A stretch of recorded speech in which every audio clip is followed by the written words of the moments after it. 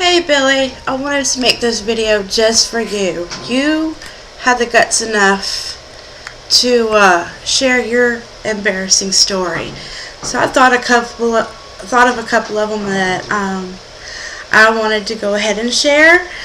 For those of you that are my Christian friends, though, please forgive me for this one. I may kind of tie in some scripture with it and stuff, try to make it a testimony too, so it won't be completely fruitless, but for the most part this is just for fun, and I think it's pretty obvious with most of us before we're Christians. We do things that we're not exactly proud of,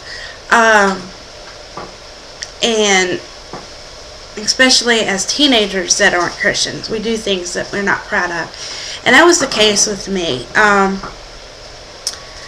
I was dating this particular guy who happens to be a friend of mine. I mean, we're friends now and everything, and grown up a lot since then. I think this is like the first and second year of high school, so this is many years ago. And it's not that it justifies it, but I'm just, setting the scene here. I was really young and just started high school. But anyways, this particular guy and I used to sneak in and out of the house with one another. I'd sneak out of the house, he'd come pick me up, and Diamond's tearing up something. But anyways, and there was also a time that I snuck him into the house, which sets up the next story. Well, the first one was this particular time I had snuck out of the house with him. And we kind of knew what we had planned to do. There's a reason why we were sneaking out anyway. And so I wore this particular outfit. It was a black tight bodysuit and a kind of a teal or kind of like a greenish color and black polka dot mini skirt. I can't remember what shoes I wore, but the outfit, you get the idea. It was a sleazy kind of outfit. Only meant to wear it for that little while before going to school later that day. What I had done was I had cracked the window just so much that I could, when we came back, I could push up the window and get, back in the house and everything, and change clothes for school. That was the intentions. Well, a little while later, got back over there to the house, and lo and behold, the window was closed.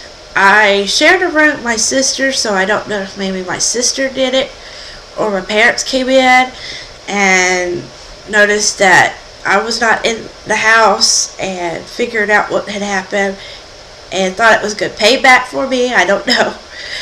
But either way, the window was closed. I could not get back in the house. I could not go change clothes. I couldn't do any of that.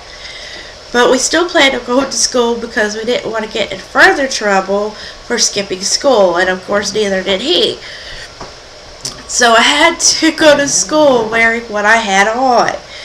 And I was rather surprised that nobody said anything. Not the teachers. As far as I know, the kids did, unless they were kind of talking behind my back. But nobody, face-to-face confronted me about, what I was wearing and it being inappropriate for school or anything like that. But I was still very self-conscious the entire time. Then when I got home, I never did get confronted. Nobody, not my mom, nobody confronted me about it, asked me about what I was wearing when I came in the door, or nothing. So I still don't know who shut the window, but that was pretty embarrassing. I was kind of in a panic, but I got through it just fine. I think I had enough punishment just having to go through that embarrassment at school and being self-conscious all day. The other one was, and this might be kind of a riot for some of you, the incident where I snuck him into my house, or snuck him into the house. We were doing what most teenagers nowadays are known for doing when they sneak a boyfriend in the house. I don't remember where my sister was at the time, but yeah, that was really bad. But we were in the middle of doing it, and we heard my dad down at my end of the trailer. Well, I lived in a trailer at the time, and Mom and him had the main bathroom and bedroom way at the other end of the trailer, and it was one of those master bedrooms with the bathroom. Well, I still don't know what my dad was doing down there at my end, but we stopped dead cold. And froze when we heard my dad down there at my end, and especially when we heard the bathroom toilet flush. I guess he was trying to give a hint that he knew what we were doing and what was going on, but we were waiting for him to come in and bust us, and he never did. He didn't come in and bust us or say anything. We just froze, waiting for it to happen. And it was one of those situations, like Kirk said, that he's had to, where he never got really busted for.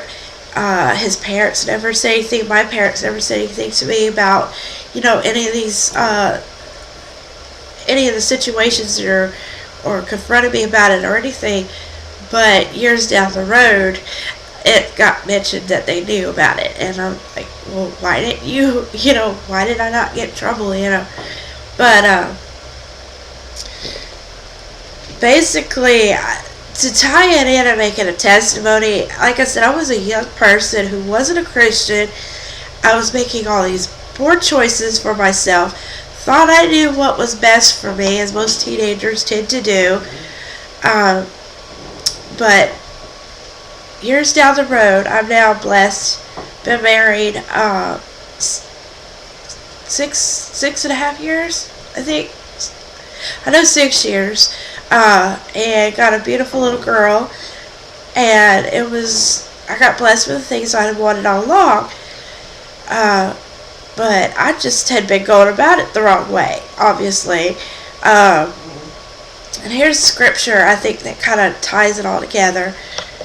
It says, "For I know the plans I have for you, declares the Lord, plans to prosper you and not to harm you, plans to give you hope and a future." Jeremiah chapter 29, verse 11. See, and what I was doing to myself was I was harming myself. If I had let God lead me, if I had had a relationship with Him at that time, I don't think I would have made the bad choices that I had, and I might have had the blessings I had wanted all along a lot sooner, probably. But we never think that far ahead, do we?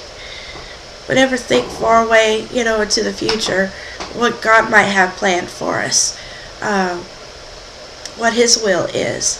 We want it now, and we want it our way. So, anyways, y'all be blessed, and thanks for listening.